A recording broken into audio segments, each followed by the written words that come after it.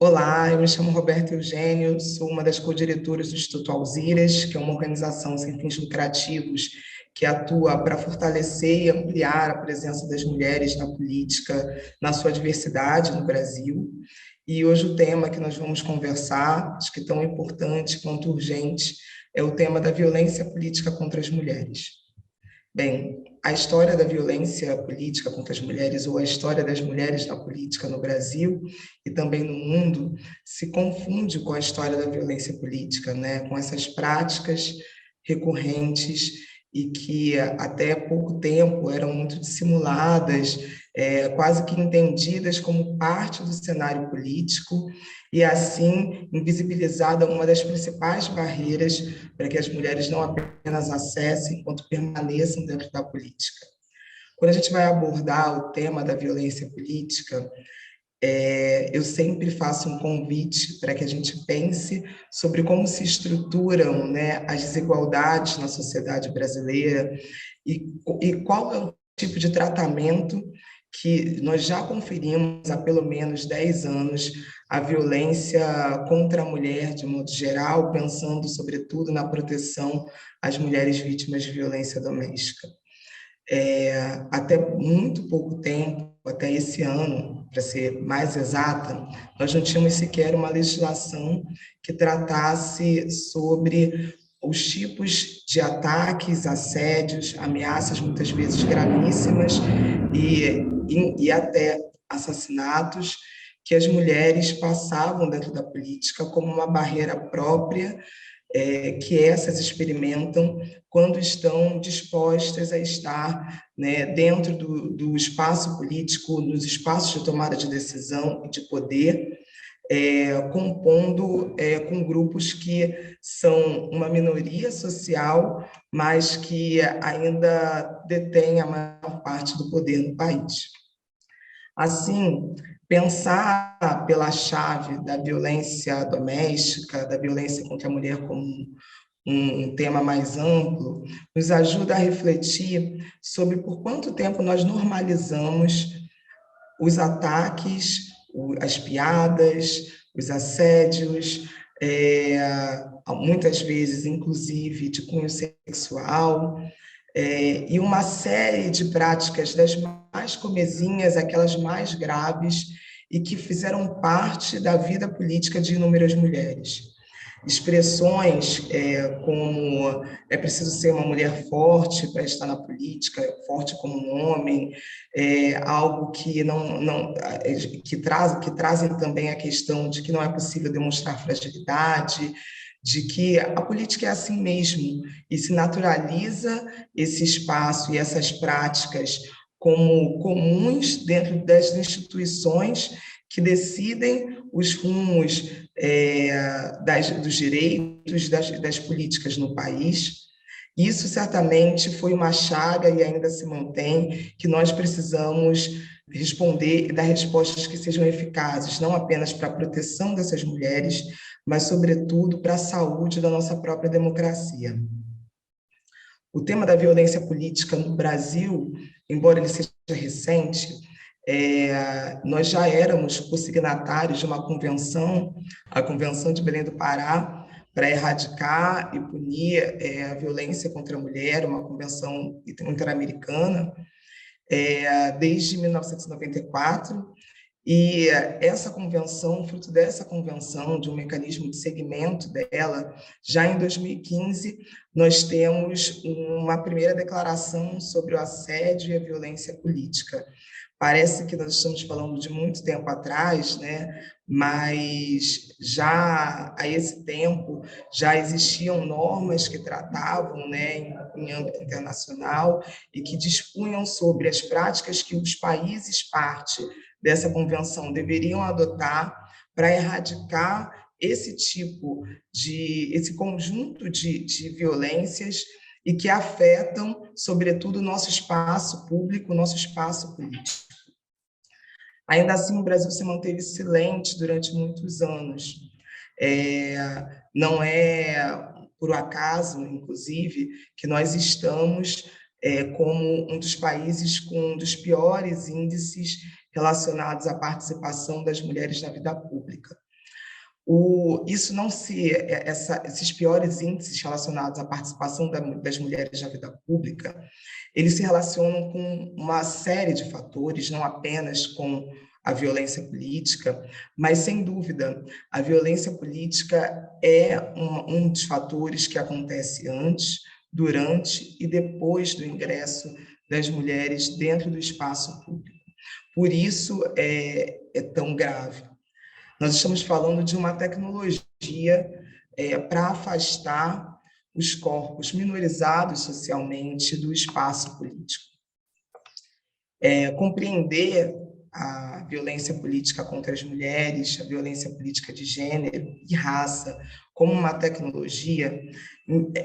nos ajuda a saber que nós devemos estar atentos a todas as mudanças que dela decorrem para se adequar à presença dessas mulheres, né? Os tipos de ataques que nós acompanhamos hoje têm feições próprias, características desse novo momento em que as redes sociais, em que as notícias falsas se tornam ferramentas para afastar e para atacar a imagem e as políticas desenvolvidas por essas mulheres, mas também que isso acontece dentro das próprias instituições. E aí aqui eu falo dos próprios parlamentos, né? Existem já reflexões muito importantes sendo desenvolvidas sobre, por exemplo, como os conselhos de ética das casas legislativas não dão ainda respostas eficientes às tentativas de silenciamento diuturnas que as mulheres, em geral, que são uma minoria dentro desses espaços, sofrem. Olhar para a violência política em toda a sua multidimensionalidade, entendendo que ela vai ter expressões eventualmente econômicas, psicológicas, sexuais, intrapartidárias, nos ajuda a pensar na importância de desenvolver ferramentas que deem conta desse conjunto de ações em toda a sua complexidade. Hoje, não apenas no Brasil, mas em outros países da América Latina, nós temos já legislações aprovadas relacionadas ao enfrentamento à violência política, tendo a Lei 243 da Bolívia, que foi aprovada em 2012, anterior, inclusive, à declaração do mecanismo de segmento da Convenção de Belém do Pará, e que trata sobre todas as formas de enfrentamento ao assédio e às violências políticas contra as mulheres, e é uma lei considerada modelo, são ferramentas que dão subsídio para o enfrentamento necessário a esses tipos de prática. Ainda assim, para a sociedade, é importante compreender que a mera existência de uma lei não é suficiente para que a gente consiga mudar o cenário em que as práticas de violência política vão minando e retirando essas mulheres, as poucas que conseguem acessar o espaço público, e impedindo que meninas, que jovens e garotas possam sonhar ou tenham mesmo interesse em ingressar dentro desse espaço. Quando eu falo sobre os desafios que as mulheres enfrentam e como a violência política é um fio que vai se desdobrando por todos esses desafios, nós estamos pensando em dimensões que se sobrepõem. E nessas dimensões, elas vão passar por barreiras que muitas vezes, até pouco tempo, nós nomeávamos como barreiras econômicas, e hoje nós entendemos essas barreiras como uma expressão da violência política, quando as mulheres não conseguem acesso a financiamento público, que é um ponto que afeta diretamente na sua capacidade eleitoral, já que existem muitas pesquisas que indicam que para as mulheres o financiamento, o acesso a recursos públicos para a campanha é, sim, um diferencial para o seu trabalho. Esse tipo, compreender que a ausência de financiamento, que a ausência de espaço equânime dentro dos meios de televisão e rádio no período das campanhas eleitorais, as próprias práticas partidárias que afastam as mulheres dos espaços de direção no interior dos partidos, lembrando que as mulheres são quase 50% dos filiados dos partidos políticos, mas ainda apenas 20% daqueles que dirigem, né, os partidos. E isso tudo implica no que a gente olha hoje como um índice muito baixo em relação à participação das mulheres na política no Brasil, mas mais do que isso, num exercício após aquelas poucas que ingressam absolutamente viciado. O Brasil vem se tornando, nos últimos anos, um laboratório de violência política contra as mulheres. Em 2018, nós tivemos o assassinato bárbaro da vereadora Marielle Franco, que se tornou um caso emblemático, reconhecido não apenas em todo o território nacional, mas no mundo, e que ainda segue sem respostas. E é importante que se registre que, embora o caso da vereadora Marielle tenha sido amplamente noticiado, ele não é um caso isolado dentro do país. Nós estamos em um dos países em que mais defensores e defensoras de direitos humanos são vítimas de violência política e também candidatos e candidatas ao longo de todo o processo eleitoral. Em relação ao ano de 2020, por exemplo, que foi um ano dentro do período democrático, talvez das eleições, do período eleitoral mais desafiador, considerando a pandemia, nós tivemos avanços ainda tímidos, mas significativos em relação ao aumento da participação de mulheres, da eleição de mulheres na política, não apenas no executivo municipal, que aumentou cerca de 2%, mas também em diversas casas legislativas pelo Brasil. E ainda assim, tão logo recém-eleitas mulheres negras, muitas das vezes as primeiras, né, de modo inédito em seus municípios, mulheres transexuais, essas, especificamente as mulheres negras e as mulheres transexuais, foram vítimas de uma série de ataques que traziam ameaças às suas vidas por terem ingressado na política. De que crime é esse que nós falamos, né? Que mensagem é essa que se produz quando parlamentares recém-eleitos ou no curso dos seus mandatos são atacados e respostas não são dadas? Essas perguntas precisam ser norteadoras para que nós pensemos na violência política como um problema de todas e todos nós, tal como é hoje já disseminado que o problema da violência contra a mulher é um problema da nossa sociedade, já que é ela que mantém práticas também que possibilitam e não acolhem as mulheres que são vítimas de violência. A violência política deve ser vista da mesma maneira. Quanto mais violência política, mais um cenário em que essa democracia está sendo escrita com D minúsculo.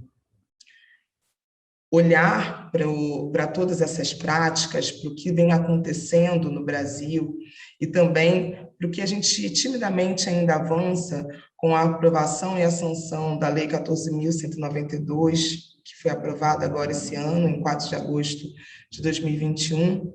com normas para enfrentar e erradicar a violência política, é importante para que a sociedade não permita que novos casos se somem àqueles que nós já colecionamos e que esses índices relacionados à subrepresentação não se tornem uma marca desse país. Atualmente, nós temos, então, em vigor essa lei, a Lei 14.192, de 2021, que é uma lei importante por trazer um marco sobre as normas de enfrentar e prevenir a violência política.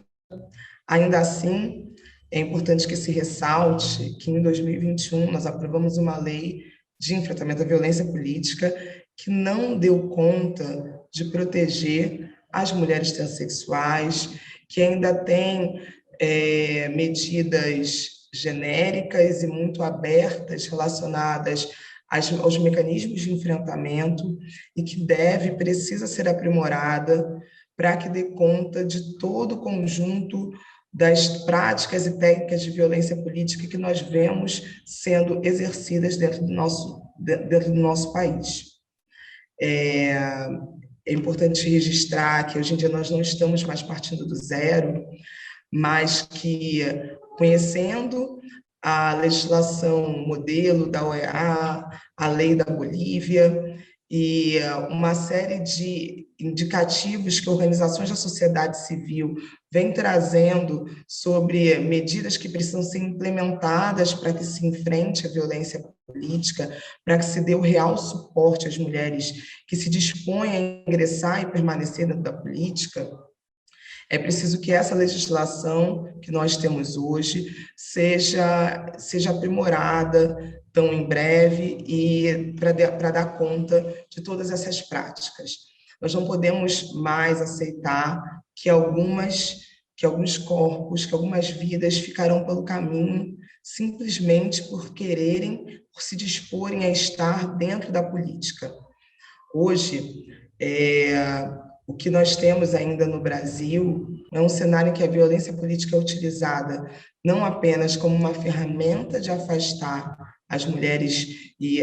os demais grupos minorizados desse espaço, mas também como uma ferramenta para catapultar candidaturas daqueles que exerçam essa violência.